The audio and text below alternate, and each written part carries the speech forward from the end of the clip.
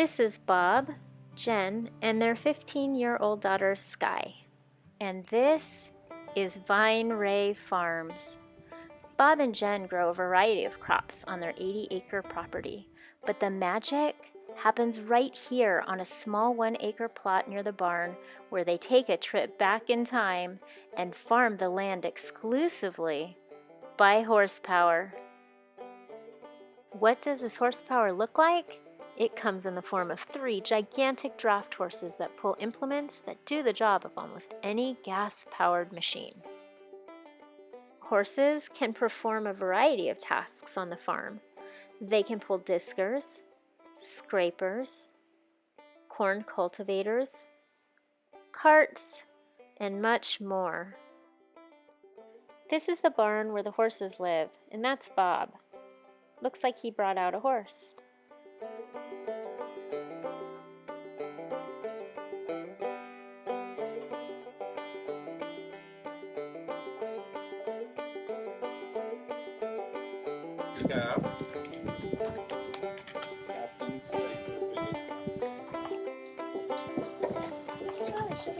Bob learned how to use horses for farming about 12 years ago, and the family has had them here at this farm for about 7 years.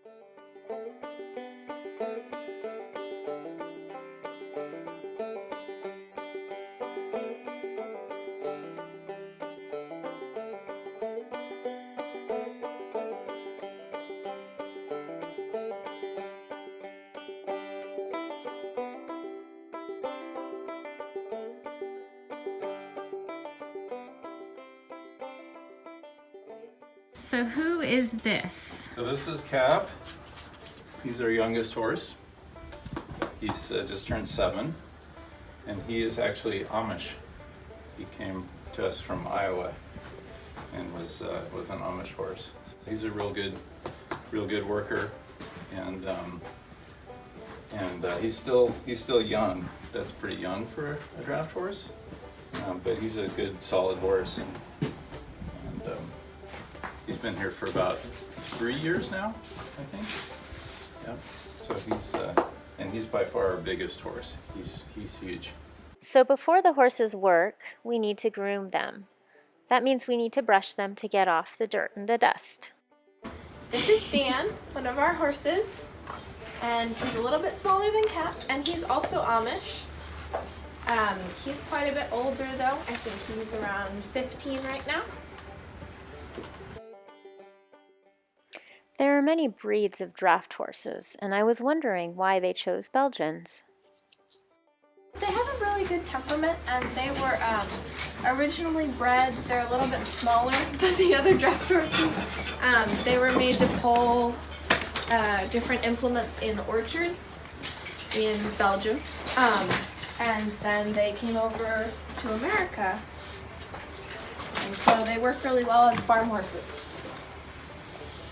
Our entire vegetable garden over here is all horse-powered, but we do use tractors for some of the other acres behind us. But yes, this year it's all horse-powered with the vegetables. So now that the horses are groomed, what comes next? So first we get the horses into harness, then we put the horses all together into a hitch, and then we'll take them out and we'll put them onto the implements. Names go on first. Back pad. The stuff goes up there onto the collar, and this is how the load is transmitted back to the tugs or the traces. This is called a britchin. That's basically the brakes. Kind of can apply a backward force to an implement that's rolling along to stop it. This is called the belly band. It's called the pole strap.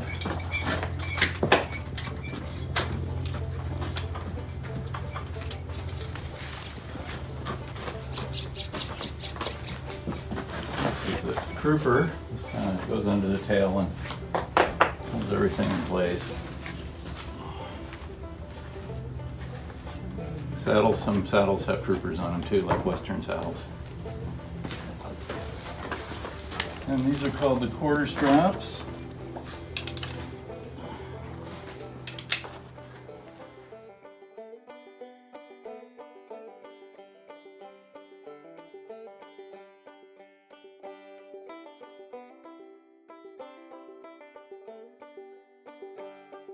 Katie she's a hard worker. She's really smart. She's kind of a goofball. Cap is almost ready. We just need to finish putting on his headstall.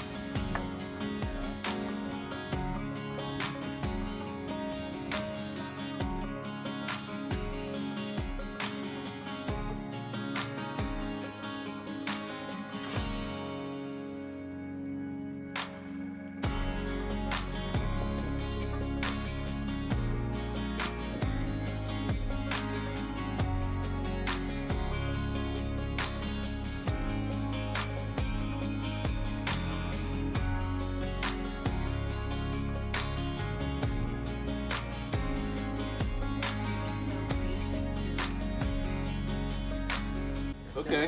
This is most important. Well, so now we're hitched. And the way this hitch works is that there's basically just two lines to control the three horses. And the horse, so the horse in the middle has two lines going to him, but the other horses just have one line from me, and then they're attached to the middle horse. So they get their signals for turning left or right from him. And there are a lot of different ways to do these hitches, but this is one technique, using what's called jockey straps. Okay, so now we're gonna head out into the field.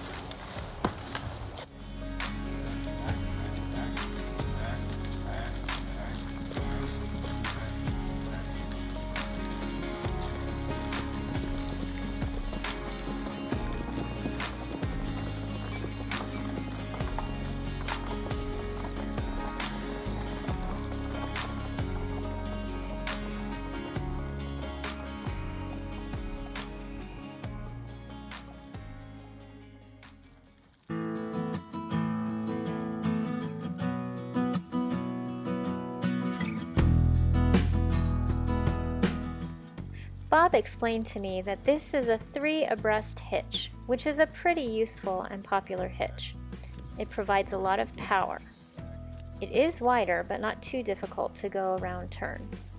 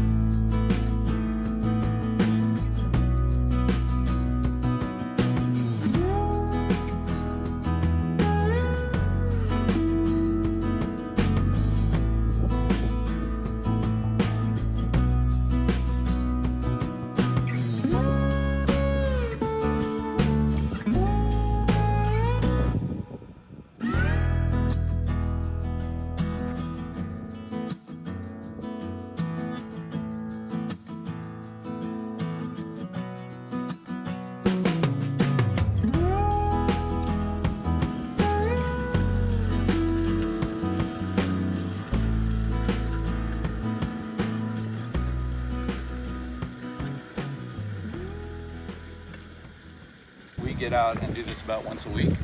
And these weeds that are growing out here, which is called field bindweed, is a very difficult weed to control, and we don't use any synthetic herbicides to control it. So another way that it can be done is with cultivation. And the the old timers used to say the best way to control bindweed was basically to disc it once a week. So we do that now. It's interesting, one thing is that like with a tractor, you're always worried about compacting the soil and kind of destroying the soil structure. And so I would never think about getting out every week to run a disc. But with the horses, it's really kind of a different paradigm where you're just sort of scratching the surface, and they don't compact the soil in the same way. So the idea of being out all the time cultivating kind of makes a lot more sense with horses in that way than it does with the tractors.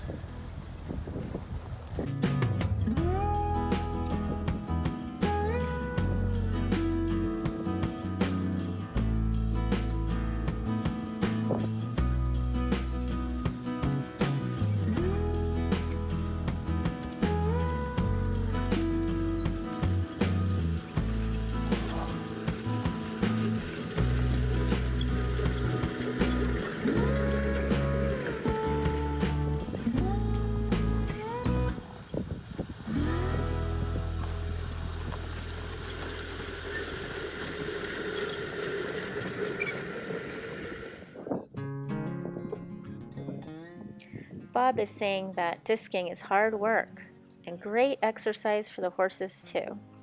Now it's time to take off their harness.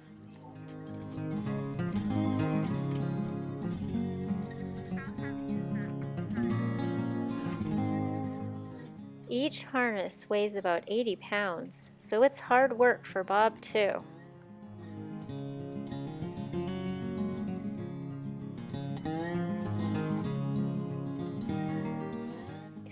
Bob is explaining that he bought this harness about 10 years ago. It's an old harness. He bought it used from his mentor, and he's been using it ever since.